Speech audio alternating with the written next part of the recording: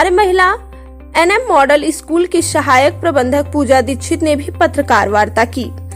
श्री आर्य महिला हितकारिणी महापरिषद के प्रबंधकीय विवाद के मामले में माननीय उच्च न्यायालय के डिवीजन ब्रांच ने आदेश दिया है कि सोसाइटी रजिस्ट्रेशन एक्ट धारा 25(1) के अंतर्गत विहित पदाधिकारी उप जिलाधिकारी सदर वाराणसी प्रबंध समिति के विवाद का निस्तारण करें। इन बातों को भी कुछ समिति के लोग न मानकर विद्यालय की गरिमा को गिराने में लगे हैं। इन बातों की जानकारी आर्य महिला एनएम मॉडल स्कूल की सहायक प्रबंधक पूजा दीक्षित ने पत्रकारों को दी।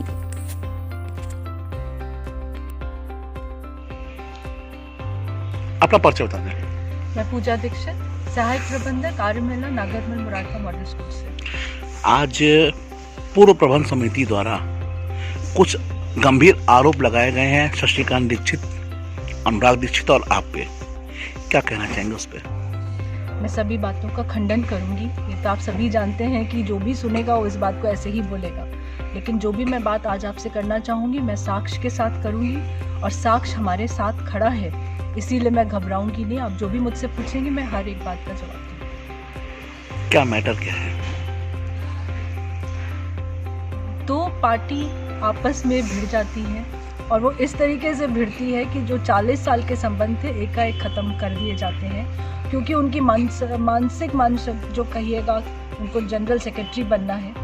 अभी भी कोई जजमेंट आया नहीं है कहीं से कि सत्यनारायण पांडे जी जनरल सेक्रेटरी बन गए, पर उनका देखिए आप खुद देख रहे होंगे कि हर पर्चे पे चिट्ठी पे वो जनरल सेक्रेटरी अपने आप को निर्वाचित करके अपने आप में खड़े हैं, जिसका मुझे बड़ा अफसोस हो रहा है कि अगर आप न्याय के साथ हैं और आप सही हैं तो न्यायाधीश और जजमेंट का वेट करिए। जो भी होगा जैसा होगा हमको भी मंजूर होगा और मुझे लगता है आप भी उसको अच्छे से अपने उस पर लें। अगर आप जनरल सेक्रेटरी बन के आ जाते हैं तो आप तब अपना नाम उसमें डालें। एक बहुत बड़ा आरोप लगाया गया है आप पे और डॉक्टर शशिकांत दीक्षित के ऊपर कि जो भी पैसे आते हैं वो बैंक में जमा होकर डायरेक्ट आपके घर चले जाते हैं। इस पर क्या कहना चाहेंगे आप? इस पर मैं कुछ भी नहीं कहना चाहूँगी। भगवान मेरे साथ है, मैं सत्य के साथ साक्षी की तरह खड़ी हुई हूँ। आप लोग भी आज अगर चले जाएं बैंक में तो आप लोग स्टेटमेंट निकलवा लीजिए, सब दूध का दूध पानी का पानी हो जाएगा।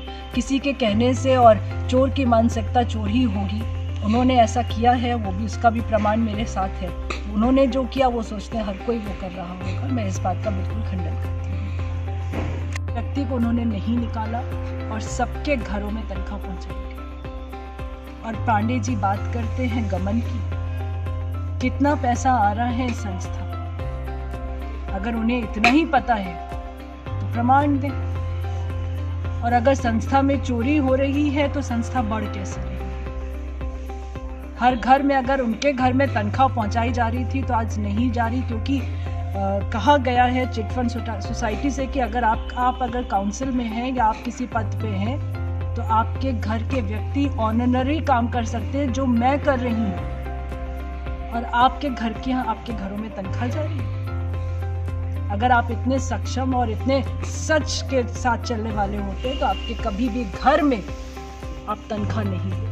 आपका अपने पुत्र विवेक पांडे, एसपी श्रीवास्तव जी का बेटा ऋतुराज श्रीवास्तव, गोपाल नारायण पांडे की बेटी मोनिका पांडे, उनके छोटे भाई की पत्नी रेखा पांडे, पीएस पांडे की बेटी नीतू उपाध्याय, विनोद शंकर उपाध्याय की बेटी नूतन उपाध्याय, तनख्वाह कहां से आ रही है भाई साहब? आप सच की बात करते हैं। आज संस्था बढ़ गई, आज संस्था चल गई तो आप लोग की नीयत में खोट आ गया। उस परिवार को भूल गए। पंडित ब्रजमोहन दीक्षित जी आपको लेकर आए थे संस्था के अंदर, आप उन्हीं की फोटो निकालने और बाहर फेंकने की बात कर रहे हैं। इंसानियत को कहते हैं ना, जिया जाता है, पुरुषार्थ को जिया जाता है। आप इस तरीके का बातें करके आप संस्था को धूमिल कर रहे हैं। महिलाओं की संस्थाओं में आपने महिलाओं का और बेटियों का मजाक बनाना आपने शुरू कर दिया है। आप पुत्र वधू का नाम लेते हैं और पुत्र वधू का मजाक उड़ाते हैं। आप संस्था चलाएंगे क्या? आपकी मानसिकता दर्शाती है। हर चीज़ में अगर आपको बुरा लग रहा था तो आप 5 साल पहले, अभी तो ये 1.5 साल का कहानी है, 1.5 साल के पहले आप 40 साल से पिताजी के साथ साथ चले हैं, तब कोई गड़बड़ नहीं था। इतना भारी मंदिर बन गया कपरदेश्वर महादेव का, जिसका आपने विरोध किया था सत्यनारायण पांडे जी कि पैसा कहाँ से आएगा। तब डॉक्टर अनुराग दीक्षित ने कहा था कि मंदिर अगर शिव का बनेगा तो भव्य बनेगा, और पैसा डॉक्टर अनुराग दीक्षित जी ने मेहनत करके लगाया और आज आपके सामने 1.25 करोड़ का मंदिर खड़ा हो गया। ये तो साक्ष्य है। आपके घर में पैसा गया है, ये तो साक्ष्य है। पूरे कोरोना काल में एक एक टीचर को पैसा मिला है, ये तो साक्ष्य है। आप साक्ष्यों पे बात करें।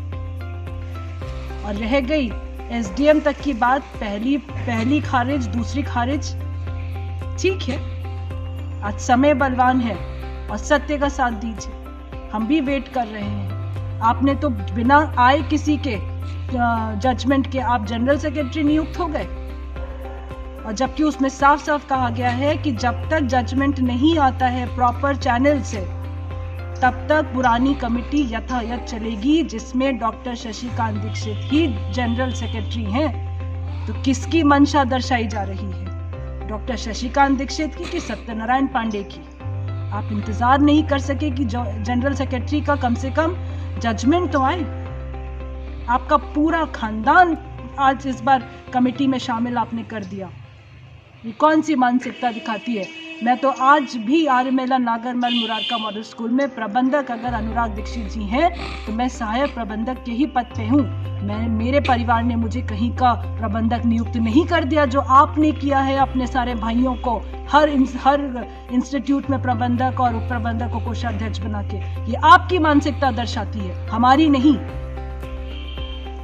जो प्रेस वार्ता श्री सत्यनारायण पांडे जी ने आर्यमेला इंटर कॉलेज में करी है, मैं उसकी कई बातों का खंडन करने के लिए मैंने आप सभी को यहाँ बुलाया है, क्योंकि कोई भी चीज़ एक तरफा जाए तो खराब होती है। बहुत अच्छी बात है कि आज हमारे साथ खड़े हैं और हम मजबूती से खड़े हुए हैं, क्योंकि हर एक बात अगर एक व्यक्ति करता है जो 40 साल के संबंध में रहा पिताजी के साथ, और एकाएक पिताजी बुरे हो गए, इसमें कई चीज़ों का तथ्य सामने आता है। समझदार सभी यहाँ पे बैठे हुए हैं और जो मुझे समझ रहे हैं, जिन्होंने संस्था को बढ़ते हुए देखा है, जिसमें संस्था आज चाहे वो पीजी कॉलेज की नैक अकेडमी ए ग्रेडेड हो, वो भी पिताजी के समय ही आया।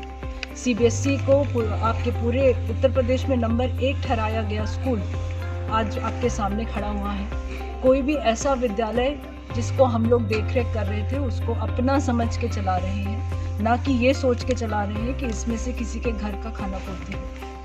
हमारे यहाँ हमारे पिताजी के पिता पंडित ब्रजमोहन दीक्षित जी ने माता विद्या देवी जी के साथ भाई बहन का संबंध आखिरी तक निभाते हुए उन्होंने डॉक्टर शशिकांत दीक्षित को इसका कार्यभार सौंपा था।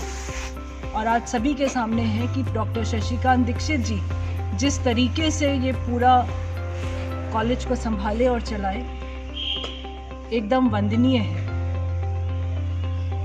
मेरी माता जी जो स्वर्गवास हो गया, उनका नाम लिया गया, इससे खराब बात कुछ नहीं हो सकती। मेरी माँ ने आर्यमेला का उस समय संभाला जब ज़रूरत थी परिवार को अपने किसी को लाने की।